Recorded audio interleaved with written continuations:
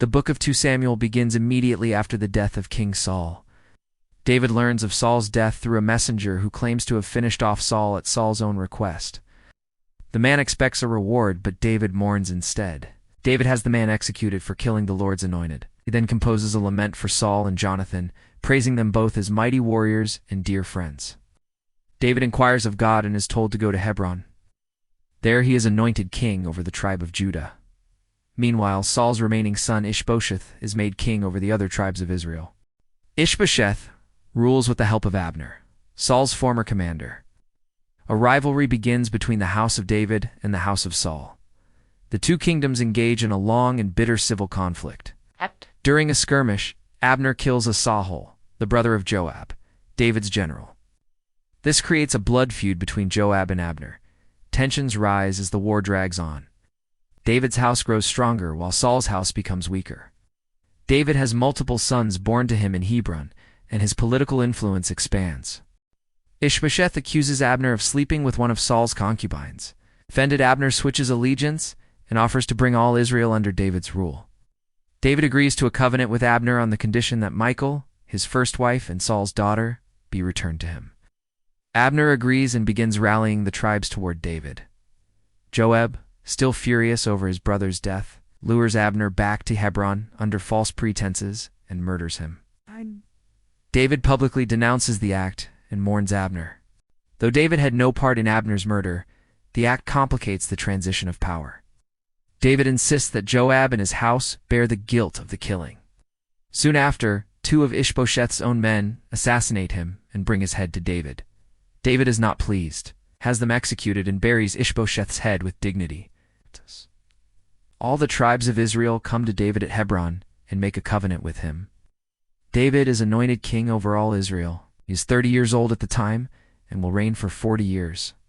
David captures the stronghold of Jerusalem from the Jebusites and establishes it as his capital. He builds up the city, and it becomes known as the City of David. David grows in power, and the king of Tyre sends him cedar logs, carpenters, and stonemasons to build a palace. David realizes that God has established his kingdom. David takes more wives and concubines in Jerusalem. Several more sons are born to him, further strengthening his dynasty. The Philistines attack when they hear David has become king. David seeks God's guidance and defeats them. He then burns their idols after the victory. The Philistines attack again. David inquires of God once more and uses a different strategy. God gives him victory, showing that David depends on divine direction. David decides to bring the Ark of the Covenant to Jerusalem, gathers 30,000 men, and celebrates as the Ark is moved. During the journey, Uzzah touches the Ark to steady it and is struck dead by God. David is frightened and pauses the transport of the Ark. The Ark stays in the house of Obed-Edom for 3 months. God blesses his household. David then resumes the journey, offering sacrifices and dancing before the Ark. David's wife Michal sees him dancing and despises him in her heart. She confronts him, and David replies that he will be even more undignified for the Lord. God gives David rest from his enemies. David desires to build a house for God, but God sends a message through Nathan the prophet. God tells David that he will not build the house, but his descendant will. God promises to establish David's throne forever, initiating the Davidic covenant. David responds with a prayer of humility and gratitude. He acknowledges God's greatness and prays for the fulfillment of the promise. David goes on to defeat many of Israel's enemies, including the Philistines, Moabites, and Arameans, establishes control over a large territory. David places garrisons in conquered lands, and the nations bring him tribute. His military power grows, but he rules with justice and righteousness. David ensures the safety of Jonathan's son, Mephibosheth, honoring his covenant with Jonathan. Mephibosheth is lame in both feet and lives in obscurity. David brings Mephibosheth to Jerusalem, restores Saul's land to him, and allows him to eat at the king's table. Mephibosheth becomes like one of David's sons. The Ammonite king dies, and David sends men to offer condolences. The new king humiliates them, thinking they are spies. David sends Joab to lead the army against the Ammonites. Ammonites hire Aramean allies, and a large battle ensues. Israel defeats them soundly. Arameans regroup, but David leads his entire army and defeats them again. They become subject to Israel and no longer help the Ammonites. While the army is at war, David stays in Jerusalem. One evening, he sees Bathsheba bathing. He sends for her and sleeps with her, though she is married to Uriah. Bathsheba becomes pregnant. David tries to cover it up by bringing Uriah home and encouraging him to sleep with his wife. Uriah refuses out of loyalty to his fellow soldiers. David then sends Uriah back to the front lines with orders for Joab to place him in the fiercest battle and withdraw. Uriah is killed. Bathsheba mourns for her husband. After her mourning period, David takes her as his wife, and she bears a son. But God is displeased with David's actions. God sends Nathan to confront David. Nathan tells a parable about a rich man stealing a poor man's lamb. David is outraged, and Nathan declares that David is that man. David confesses his sin. Nathan says God has forgiven him, but the child will die. The child becomes ill, and David fasts and prays, but the child dies. David comforts Bathsheba, and she later gives birth to Solomon. God loves Solomon and sends word through Nathan that he should be named Jedediah. Joab captures the Ammonite city of Rabbah. David takes the crown from the king's head and places it on his own. He brings great spoil to Jerusalem. David's military success continues, but the consequences of his sin begin to affect his household. Trouble begins to brew among his sons. David's son Amnon falls in love with his half-sister Tamar. With the help of a deceitful cousin, he pretends to be ill and tricks Tamar into visiting him. Amnon forces himself on Tamar and then rejects her. Tamar is devastated and lives desolate in her brother Absalom's house. David is furious, but does nothing. Absalom waits 2 years and then arranges for Amnon to be killed during a feast. After the murder, Absalom flees to Geshur and remains there for 3 years. David longs for Absalom but does not send for him. Joab devises a plan to reconcile David and Absalom. He uses a wise woman from Tekoa to tell a story that moves David to bring Absalom back. David allows Absalom to return to Jerusalem, but refuses to see him. 2 more years pass before David agrees to meet him. Absalom bows before David, and the king kisses him. But Absalom begins to win the hearts of the people of Israel with flattering words and false justice. After 4 years, Absalom declares himself king in Hebron and gathers support.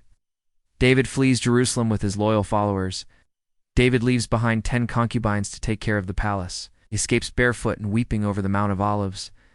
Some support David on the way, including Ittai the Gittite, Zadok the priest, and Hushai the Archite, who offers to stay in Jerusalem and spy for David. Absalom enters Jerusalem and takes over the palace.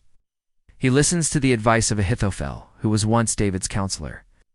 Ahithophel advises Absalom to sleep with David's concubines in public view. This fulfills a prophecy and deepens the conflict. Absalom considers attacking David immediately, but Hushai advises him to wait and gather a full army. Absalom chooses Hushai's advice, unknowingly giving David more time. Hushai sends word to David through messengers. David and his people cross the Jordan safely by night. Ahithophel, seeing that his advice is rejected, goes home and hangs himself.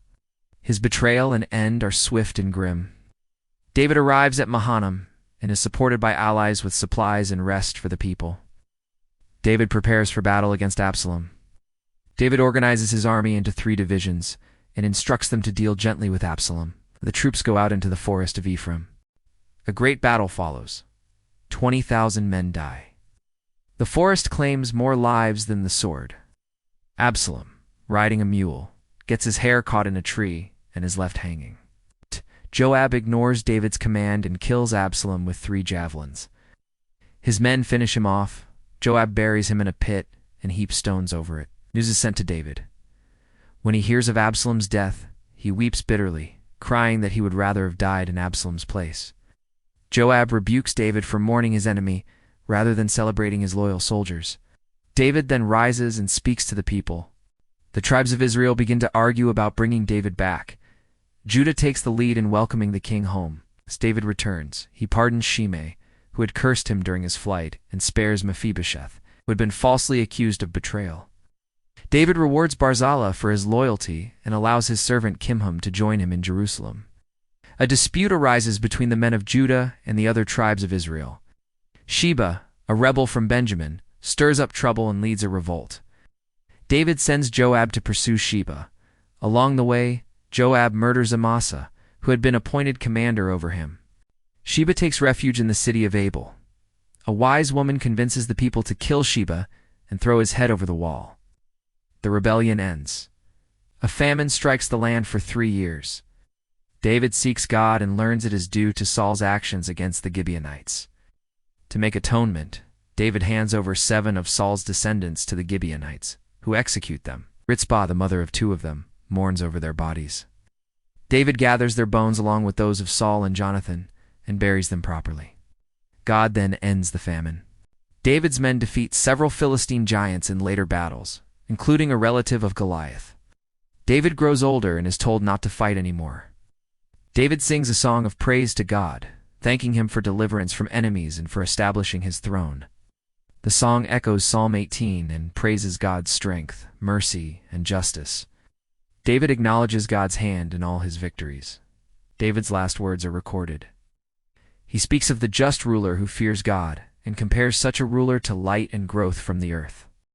The names of David's mighty warriors are listed, including Bathsheba, Eleazar, and Shammah. Their heroic acts are remembered.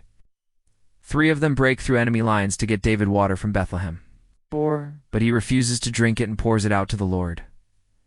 Other notable warriors are mentioned, including Benaiah, who kills a lion in a pit on a snowy day and defeats a giant Egyptian. The chapter honors those who risked their lives for David and Israel. Their loyalty and valor help secure the kingdom. At the end of David's reign, he orders a census of Israel and Judah. Joab advises against it, but David insists. After the census is completed, David's conscience strikes him. He realizes his sin and prays for forgiveness. God offers David 3 choices as punishment: 3 years of famine, 3 months of fleeing enemies, or 3 days of plague. David chooses the plague, trusting in God's mercy. 70,000 people die.